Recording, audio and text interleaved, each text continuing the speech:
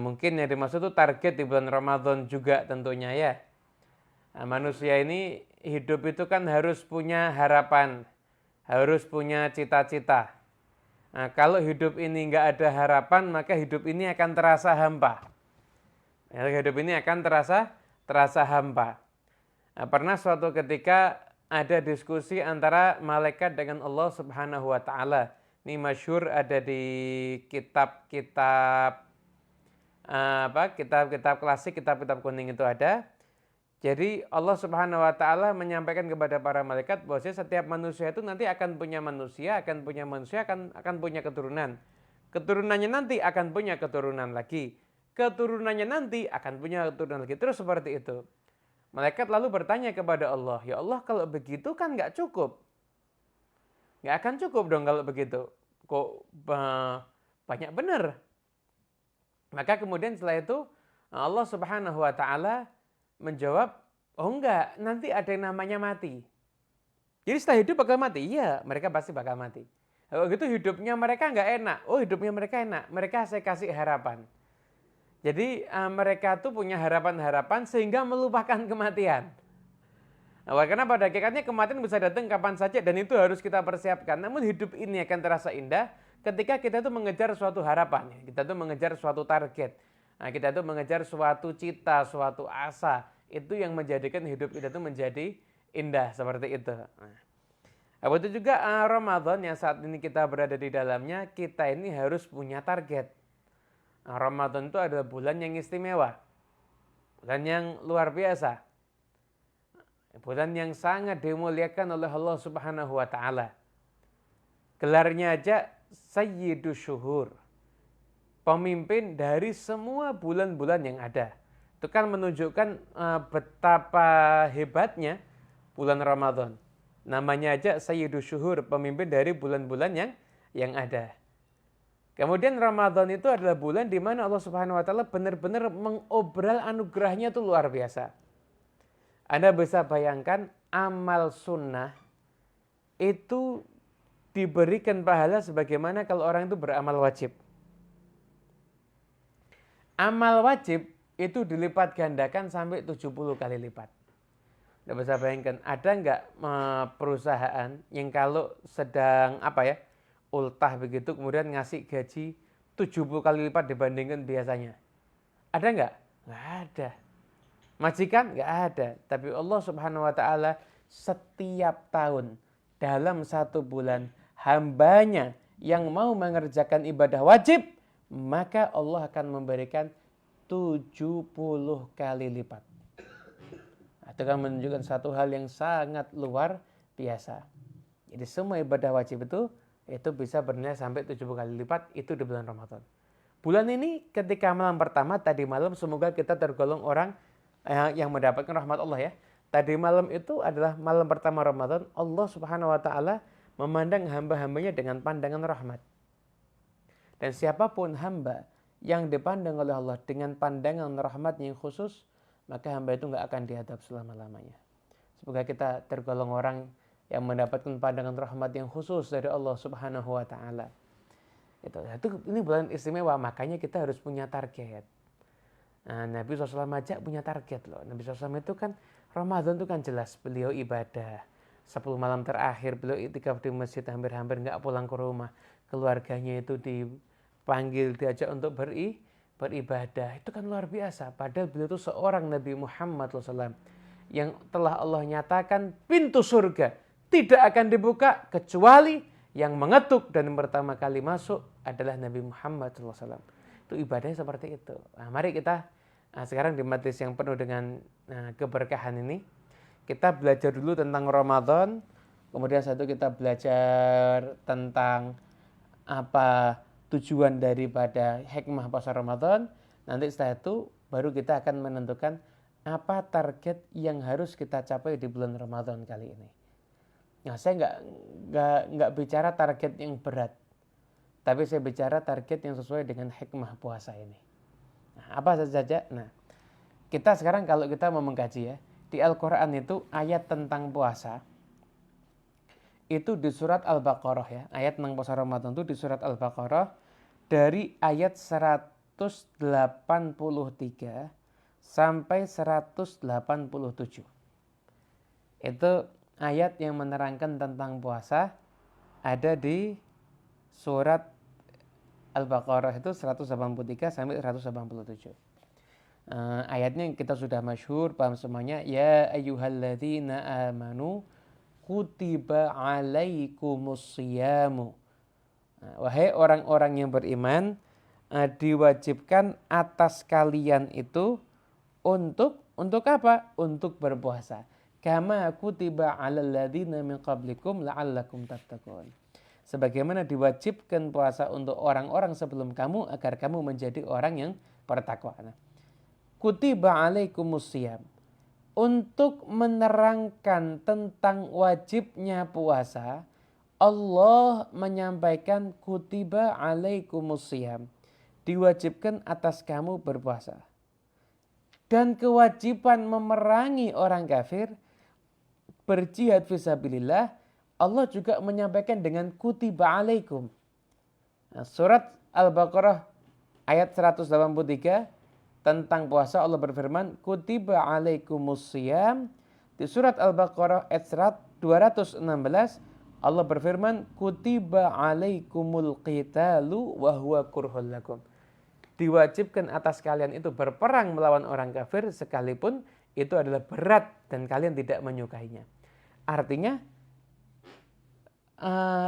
kenapa kok sama-sama pakai kutiba juga?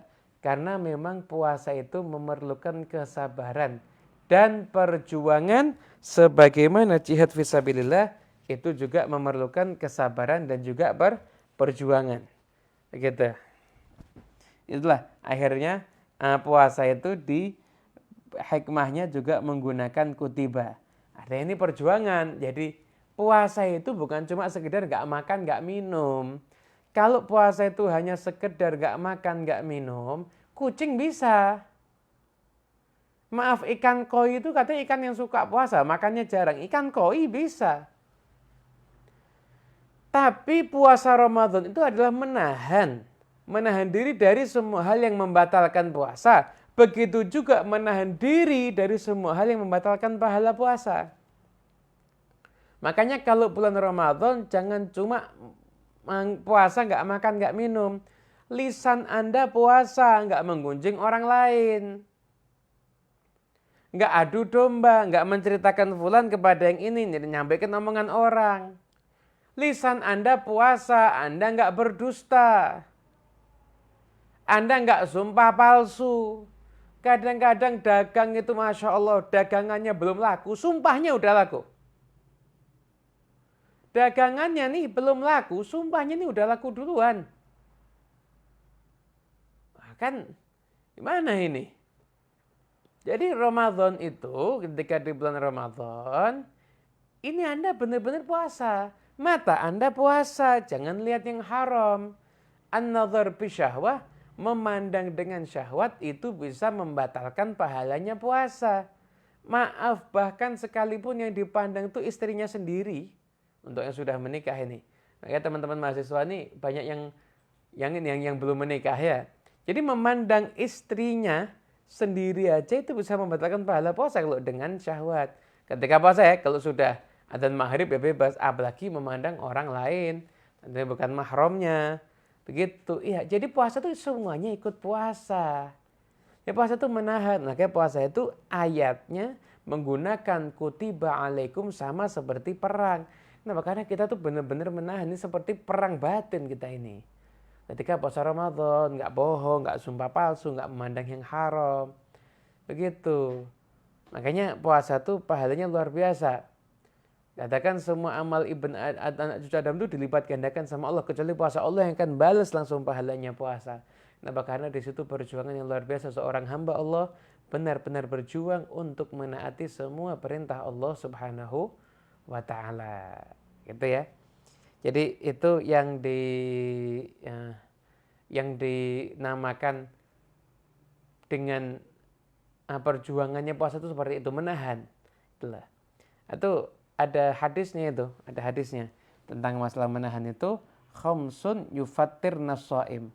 Ada 5 hal itu yang bisa ada 5 hal itu yang bisa membatalkan pahalanya puasa. Apa 5 hal yang bisa membatalkan pahala puasa itu? Di antaranya al-kadzibu, adalah berdusta, ghibah, namimah, dan ada juga adalah memandang dengan syahwat. Begitu, itu termasuk hal yang membatalkan pahalanya puasa. Kurang lebih seperti itu. Khamsun yufatirna shaim. Hadirin yang dimuliakan Allah Subhanahu wa taala, ini saya lihatkan hadisnya juga ya. Lihatkan hadisnya juga biar kita lebih enak ini. Apa 5 hal yang membatalkan pahala puasa itu? Apa saja? Itu ada hadisnya. Hadis riwayat Imam hadis yaitu khamsun yufatirna shaim al-kadzibu wal ghibatu wan namimatu wal yaminul kadzibah wan nadhar bisyahwah. 5 hal yang membatalkan pahala puasa yaitu berdusta, ghibah, menggunjing, namimah, adu domba, sumpah palsu, dan juga memandang dengan syahwat. Ada 5 hal yang membatalkan pahalanya puasa. Seperti itu. Nah, teman-teman semuanya yang dimuliakan Allah Subhanahu wa taala, sekarang kita masuk ke sesi berikutnya, yaitu tentang hikmah puasa. Hikmah puasa. Nah, saya pengen 2 arah ini. Mohon maaf, layar ini saya tuh lihat Zoom harus ke samping saya karena ini kan menggunakan kamera, ada operator laptop yang TV ini di samping saya ini. Saya mau nanya, tolong tulis di chat ya, tolong tulis di chat. Kira-kira menurut Anda hikmahnya puasa itu apa sih? Hikmahnya puasa menurut Anda itu apa?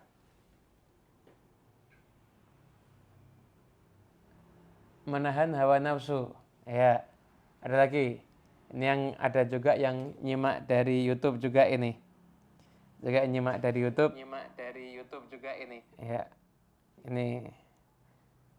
Kemudian setelah itu ada lagi bisa menahan nafsu. Apalagi? Ayo teman-teman yang di Zoom, yang aktif. Jangan ngantuk. Apa itu tulisannya?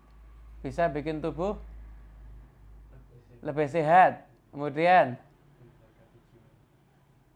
panen pahala ada. Menzakati jiwa.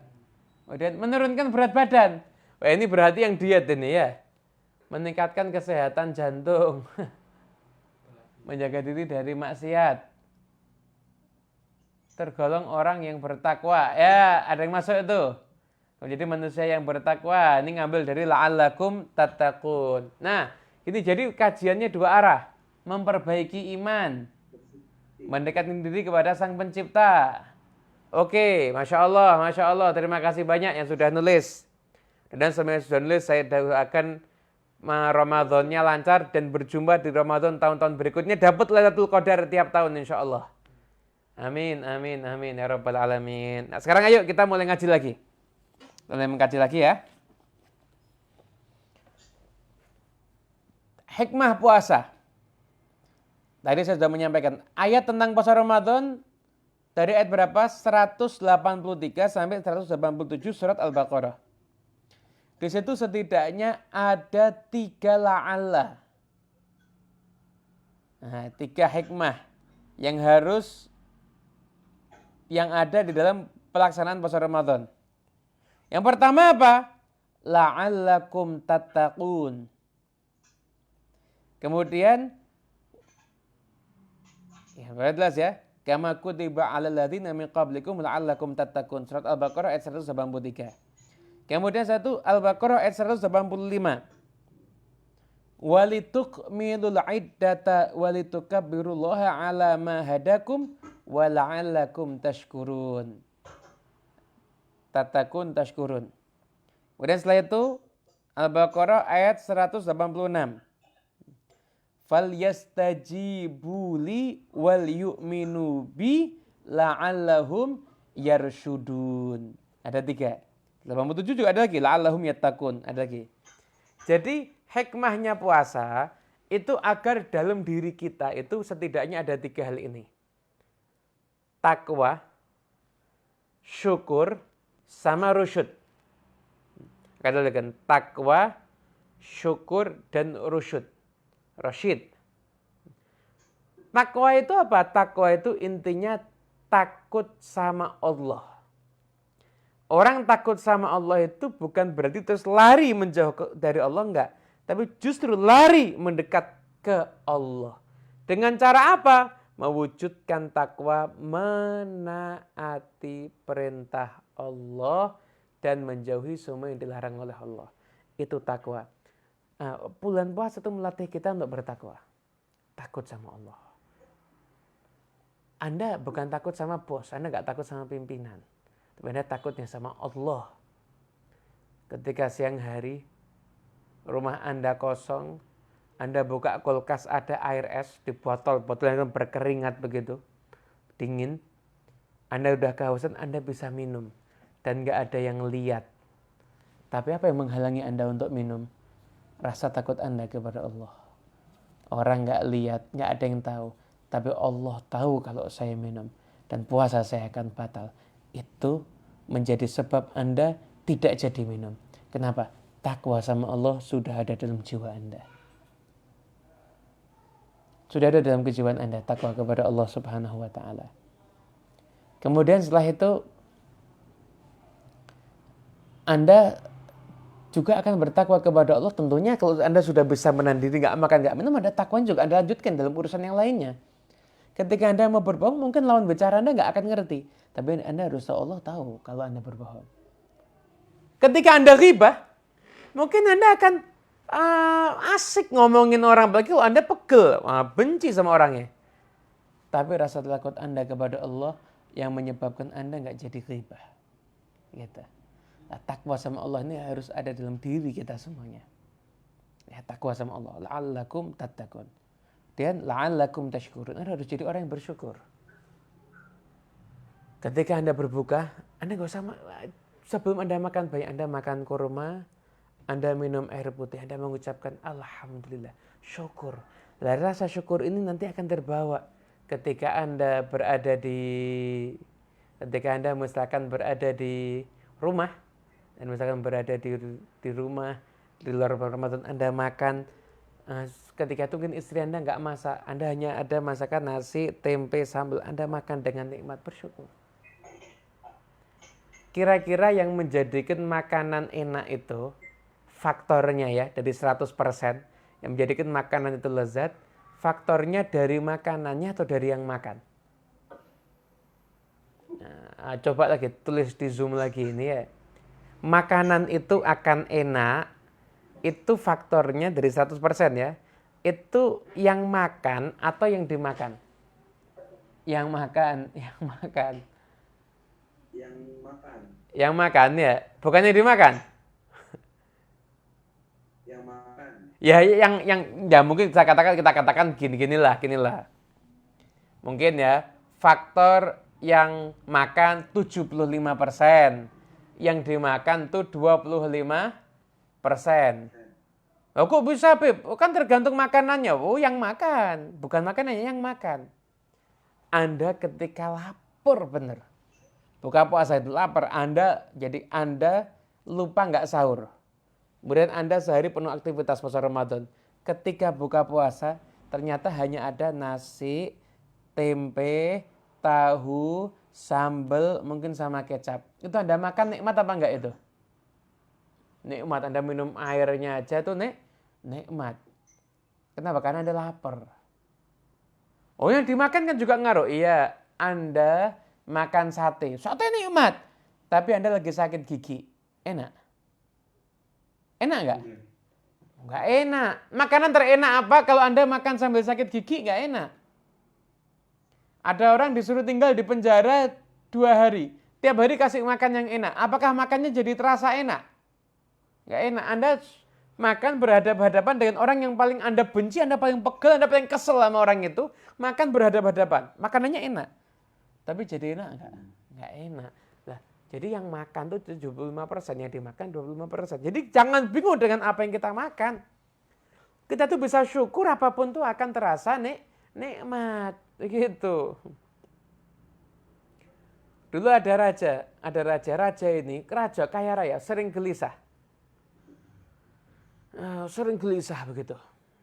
Subhanallah, akhirnya di tengah kegelisahan jiwa dari si raja ini yang gelisah terus ini raja. Akhirnya bilang, saya pengen jalan-jalan dah. Saya kok nggak kuat, nanti saya batin saya nih kayak ada yang kurang nih, saya pengen jalan-jalan. Subhanallah, akhirnya jalan-jalan. Jalan-jalan ini, raja baru keluar istana, di depannya ada pengemis tua begitu. Pengemis tua begitu, nyari naungan, duduk, kemudian setelah itu makan roti keras dicelupkan ke air. Itu makanan yang paling, makanan orang yang paling miskin begitu. Makanan miskin begitu.